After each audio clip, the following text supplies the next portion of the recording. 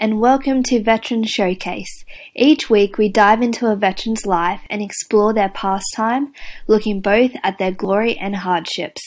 These veterans are valuable mentors as they inform, provide guidance and motivate others.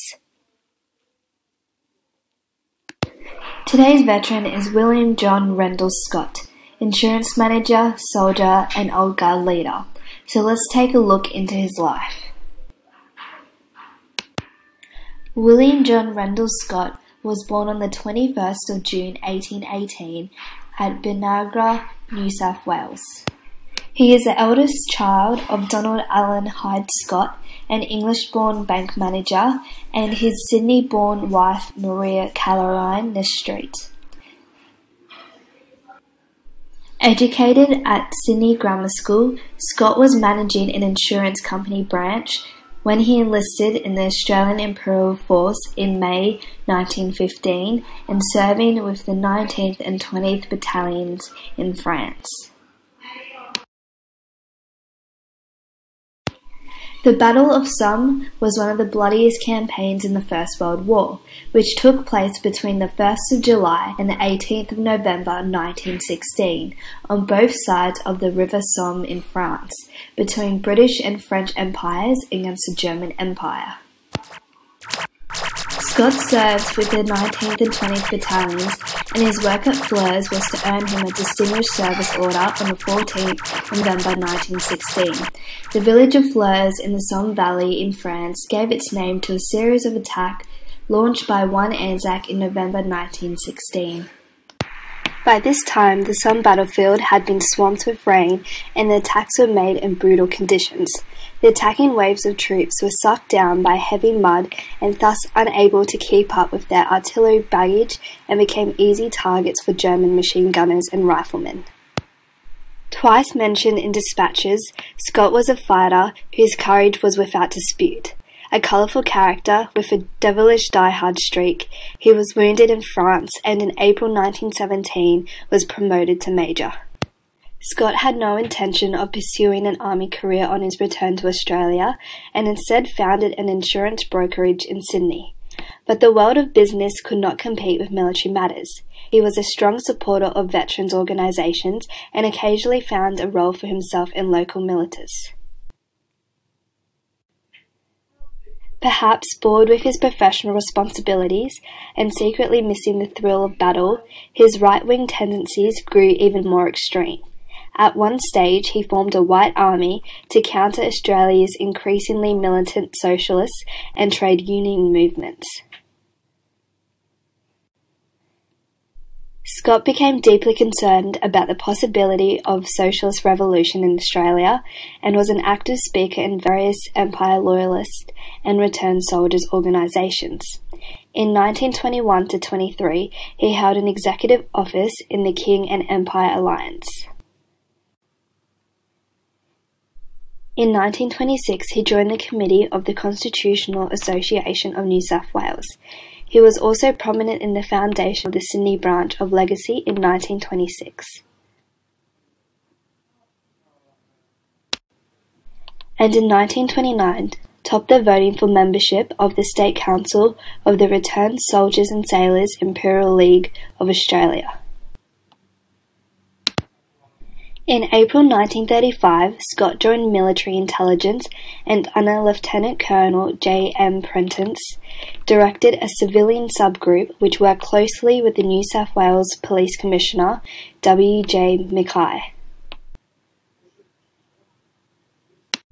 In 1939, Scott employed an agent, W. H. K. Frame, to infiltrate the Japanese community in Sydney and represented military intelligence at a conference in Sydney called to iron out differences between military and civilian intelligence.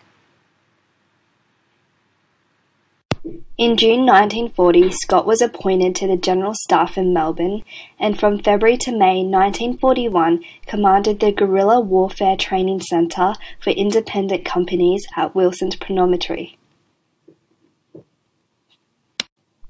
He returned to headquarters and from December was a liaison officer there for the AIF troops moved to Timor and Ambon. The Gulf Force on Ambon, about 1,100 troops, consisting mainly of the 221st Battalion under Dutch command, facing imminent assault by the Japanese in overwhelming strength. After pessimistic messages recommending evacuation, Lieutenant Colonel L.D. Roach was relieved of his command of Gulf Force, and Lieutenant Colonel Scott, aged 53, but confident of his ability to lead and inspire, volunteered to replace him. The 221st Infantry Battalion, part of the 23rd Brigade of the 8th Division, began assembling at Travoul in central Victoria on the 11th of July 1940. Approximately half the recruits were from Melbourne and the rest from rural Victoria. Training was conducted at Travoul until the 23rd of September, when the battalion began to move to Bongilla, near Wodonga, on the New South Wales-Victoria border.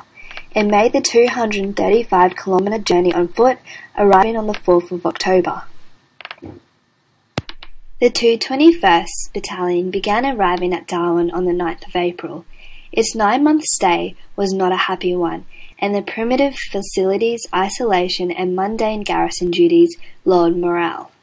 On the 8th of December, news of the long-expected Japanese attacks arrived, and 5 days later Tallinn was on its way to Ambon to join elements of the 18th Anti-Tank Battery, 211th Field Company, 212th Field Ambulance and other supporting troops to form the Gulf Force. The situation facing the battalion was not looking good, as cooperation with the Dutch forces was difficult.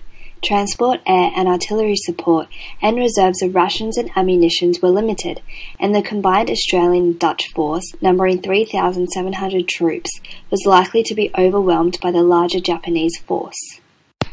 On the eve of the invasion, Scott relocated many of the defensive positions, leaving the battalion even less prepared for the Japanese invasion.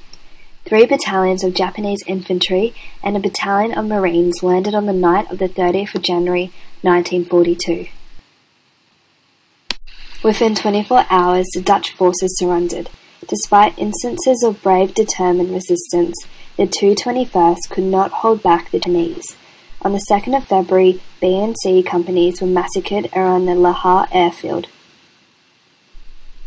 The remainder of the battalion surrendered on the 3rd of February and were imprisoned at their former barracks on Tantu.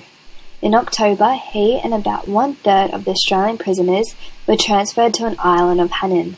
Both on Ambon and Hainan, he handed over individual Australians to the Japanese for punishment.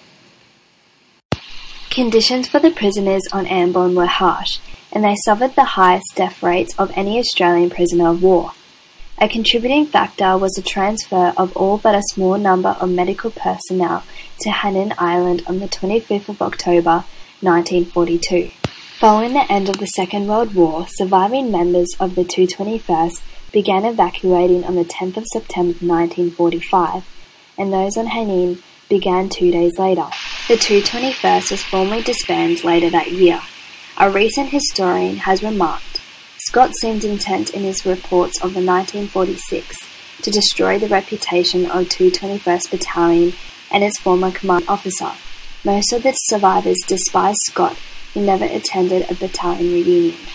After the war, Scott lived in Melbourne. He had been divorced in 1926, and on the 5th of May, he married Ivona Frances Nicari, widow of the Kingsman G.H., a former Minister of Defence. Scott died in Adelaide on the 19th of November 1956, where he was cremated.